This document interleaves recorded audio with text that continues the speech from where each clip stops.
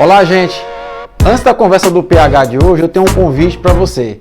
Entra aí no nosso canal, se inscreve, é o hashtag Conversa do PH. Não esquece de clicar no sininho para sempre que a gente postar um vídeo você ser notificado.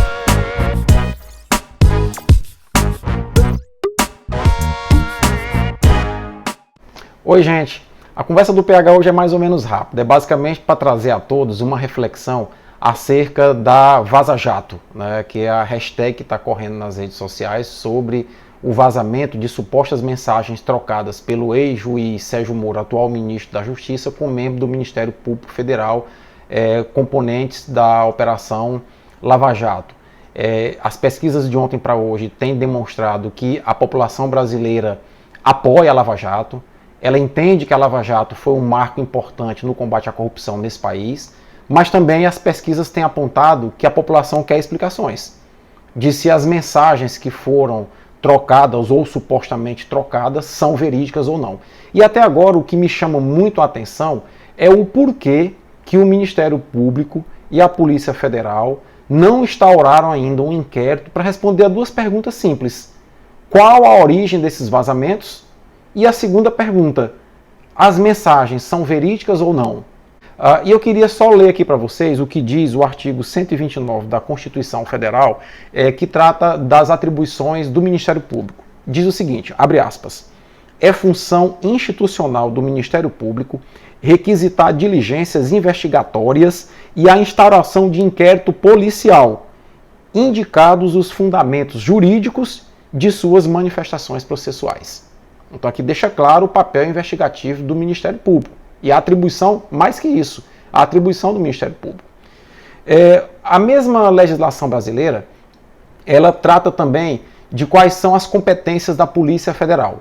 Dentre as várias competências, eu destaquei aqui 3 para ler para vocês. A primeira, apurar infrações penais contra a ordem política e social. Apurar infrações penais praticadas em detrimento de bem e serviço e interesse da União ou de suas entidades autárquicas e empresas públicas. Apurar outras infrações penais cuja prática tenha repercussão interestadual ou internacional e exija repressão uniforme segundo se dispuser em lei. Então, quer dizer, está claro na legislação brasileira os papéis e as atribuições tanto do Ministério Público como da Polícia Federal. A grande pergunta é, por que até agora a Polícia Federal e o Ministério Público não instauraram inquérito para apurar a origem desses vazamentos e para apurar se eles são legítimos ou não. Aí diz assim, mas o jornalista Glenn Greenwald já deveria ter aberto as suas fontes. Não. A própria Constituição brasileira, e eu quero ler um outro trecho aqui para vocês, diz o seguinte, em seu artigo 5º, inciso 14, é assegurado a todos o acesso à informação e resguardado o sigilo da fonte quando necessário ao exercício profissional. Esse mesmo artigo, numa decisão de 1996 do ministro do Supremo Tribunal Federal, Celso de Mello, ele proferiu uma decisão e nessa decisão ele reforça o papel do sigilo da fonte no exercício da atividade jornalística. Diz o seguinte, abre aspas, trata-se na realidade de expressiva garantia de ordem jurídica que, outorgada a qualquer jornalista em decorrência de sua atividade profissional, destina-se em última análise a viabilizar em favor da própria coletividade a ampla pesquisa dos fatos ou evidentes cuja revelação se impõe como consequência ditada por razões de estrito interesse público. Ou seja, o próprio Supremo Tribunal reconhece nesse artigo constitucional que a atividade jornalística, por vezes, necessita preservar sua fonte. Aí vem a pergunta, mas o ato de hackear um celular de autoridades públicas ou até mesmo do cidadão comum é um ato criminoso. De fato, é um ato criminoso. Mas veja bem, o jornalista ele não está cometendo crime ao preservar a fonte. Quem cometeu o crime foi o hacker e entregou o material ao jornalista, que ele está então divulgando de acordo com a sua conveniência jornalística, com a sua compreensão jornalística. Ele está resguardado em lei. Particularmente, eu não acredito que um jornalista da envergadura do Glenn Greenwald e veículos de imprensa, como a revista Veja, como a Folha de São Paulo, que são veículos que já têm mais de 50 anos de história, de tradição jornalística nesse país, iriam se aventurar a divulgar trechos de diálogos ou supostos diálogos sem que eles tivessem uma perícia desse material comprovando a veracidade desse material. Eu acho que seria correr um risco muito grande de caluniar uma autoridade pública, difamar autoridades públicas, e isso eu acho que esses meios de comunicação e o próprio jornalista não fariam. Talvez aí resida o receio do atual ministro de levar a fundo as investigações. Por quê?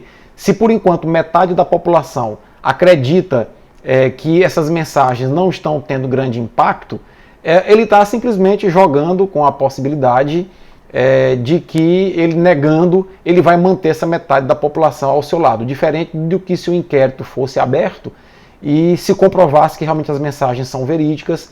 E eu acho que vem muito mais coisa pela frente. Já foi dito aí pela própria revista Veja que existe mais de 2.000 áudios, já vão começar a aparecer áudios, e eu acho que aí contestar áudio fica muito mais complicado, muito mais delicado. Agora, me parece que há uma preocupação.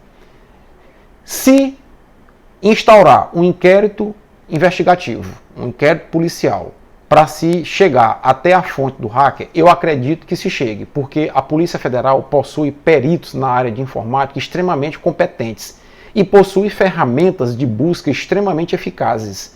Então, certamente eles iriam chegar a esse hacker. Se você tivesse o seu WhatsApp, o seu Telegram hackeado, e se tivesse um veículo de comunicação ou vários veículos de comunicação divulgando supostas mensagens que você trocou com alguém, e que se essas mensagens fossem adulteradas, você já não teria buscado os seus direitos na justiça. Então, quer dizer, eu na condição de cidadão comum já teria feito isso há muito tempo. Então a minha defesa é que o Ministério Público Federal e a Polícia Federal devem abrir um inquérito, sim. O Glenn Greenwald não tem nada a ver com essa história, ele está resguardado no exercício da profissão, mas o inquérito deve ser aberto para se apurar e se investigar até se chegar a esses possíveis hackers, tá? E se ver, fazer uma perícia desse material, se esse material de fato é legítimo ou não, porque a sociedade brasileira, antes de mais nada, precisa ter um processo de credibilidade no seu judiciário. E para isso, nada melhor do que transparência. Não se pode esconder as informações dessa forma, não se pode se esquivar de buscar investigar esse processo de uma maneira mais aprofundada. E aí o grande dilema, que é uma verdadeira escolha de Sofia, que o atual ministro da Justiça tem, é a seguinte: ele condenou boa parte das pessoas envolvidas nos escândalos da Operação Lava Jato a partir de dados criminosos, a partir de denúncias de crimes. O que o hacker fez agora com o Telegram do ex-juiz e dos membros do Ministério Público é crime. Mas esses dados por si só, se no passado dados de crime valeram para condenar pessoas, no momento presente, dados de crime também devem servir de base para a instauração de inquéritos, né, e se averiguar se esses fatos são verídicos ou não. Isso sob pena de nosso judiciário ficar cada vez mais desacreditado. E numa democracia forte, o poder judiciário ele tem um papel muito importante. Nós temos que prezar pela lisura das decisões, a transparência das decisões de nossos magistrados, sob pena de nós colocarmos em xeque a democracia brasileira, sob pena de nós colocarmos em xeque todo o processo democrático desse país. Então a população exige sim transparência na investigação desses fatos. E é isso, a reflexão era essa. Espero que vocês possam depois se inscrever no nosso canal do YouTube. Clica no like para curtir ou então não curtir, deixa a tua mensagem. Eu queria fazer um pedido também. Divulga o nosso canal entre os teus amigos, pede para eles fazerem a assinatura. O canal está crescendo bem, em um mês nós já tivemos em média 2 novas inscrições por dia. É pouco para quem não está na mídia todo dia, mas o nosso trabalho tem tido uma repercussão muito boa e um engajamento muito bom. Forte abraço a todos e até a próxima.